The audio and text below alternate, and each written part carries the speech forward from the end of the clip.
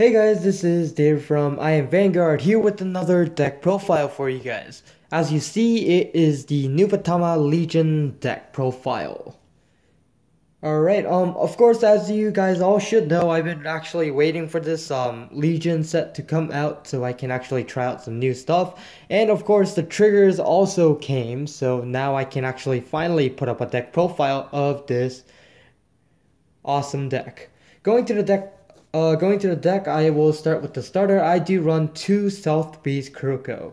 Kuroko is one of the best cards for Nubatamas.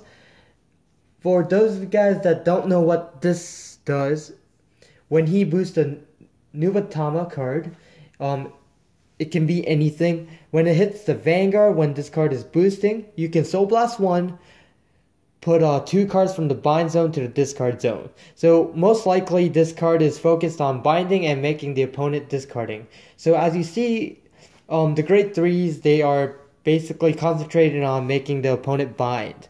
So with this card this card boosting the Vanguard or any powerful rear guard, this is actually a very effective card that will minus your opponent by 2. Going on to the grade 3. Oh, sorry about that. Going on to the grade 3, I am running 4 of the Shura South Dragon, Madora Congo. He is the Legion of the deck, and for those guys that don't know, he is the mate, which is Shura South Dragon, Darani Congo. His ability is Act. You counterblast 1, choose a card with the same name as your Vanguard, so it can be hit self. So if you have 2 grade 3s, you can actually activate the ability early. Or if you're in Legion, you can actually discard one of the 2 cards. So basically, any of these guys when you're in Legion. But, you have to be in Legion to activate the ability anyway, so one of the 2 cards, if you discard it, and the number of your opponent's card is 4 or more, choose 2 cards at random from your opponent's hand, bind them face down. Choose one of your opponent's rear guards, one of them, and bind one of them. So basically, you get to bind 3 cards. And usually your opponent's going to have maybe like 5 cards to 6 cards. So if you bind 2 of them, they only have 4 cards left in their hand to attack out of the 6. And then of course they will be losing an interceptor automatically because you get to use this effect to bind. And then when this unit attacks the Vanguard, if you have another unit in the middle column, so basically a booster or when you're Legion, it gets +3 more. So basically it will be attacking for 23 by itself in Legion. So this card is really good, just the fact that it can bind 2 cards from the opponent without losing much. You'll be losing one of the Legion mates, but that's still good. And plus you get to attack 20k column every turn. So I think this card is very good in general. The other grade 3s I run, I run one of the Fighters Collection, Shura South Dragon, which is Counterblast. For those guys that don't know, it's Counterblast 1, discard 2 cards, and you get to bind 2 of the opponent's cards. So honestly, I don't think this card is as good, but I think it's so useful because it gets a +10, and I think this is a very good late game push in my opinion. If they had another Legion, of course I will run the other Legion, but unfortunately they don't have another Legion for Nubatamas. So I do run, of course, one of them is Kabuki Congo, which is the basic limit break, counterblast 1, bind.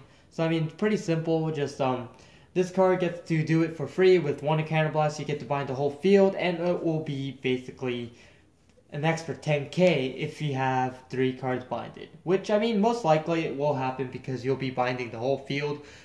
If they do set up the whole field, if not, you'll be binding at least 3. And then his effect, of course, you get the 10k, but you'll be discarding 2 and a counterblast 1. So, honestly, you'll be losing some cards, but I think, honestly, this is a good late game finisher. So I do run one of each as an experiment. But honestly, I think I'll be changing it to 2 of this, because I don't really like him as much as I like the Kabuki Congo. And then, of course, as you see, I do still run the 2 Stealth Dragon Voidmaster. I think Voidmaster is probably one of the best cards that you can run in this deck.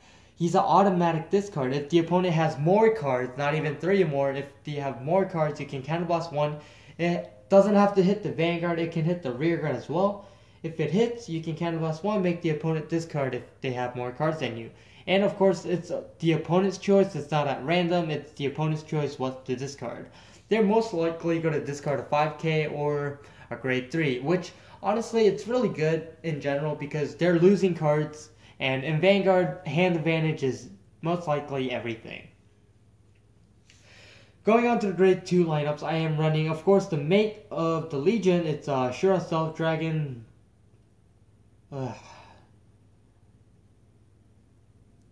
Daranic Congo, which is basically he is the same thing as Kuroko.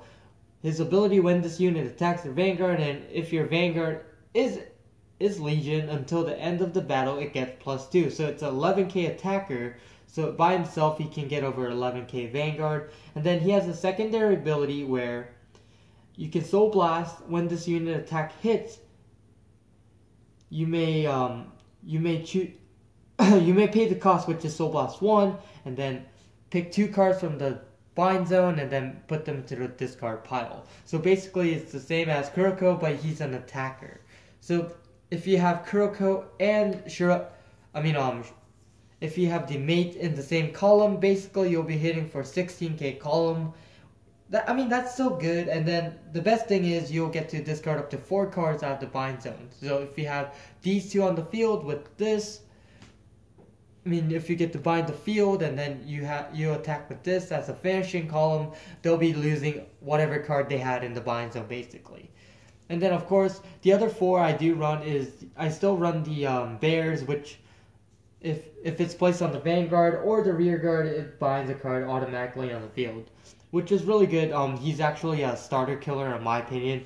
If you ride into him early game, if you have Kuroko boosting, really good, just attack. They're usually not going to guard.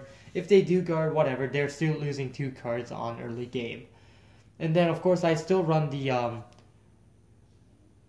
bind for every card binded +2. He's really good because I do still bind cards and he still gains the power. So if I put him in front of Kuroko, it's really big columns and I can just start making the opponent minus cards.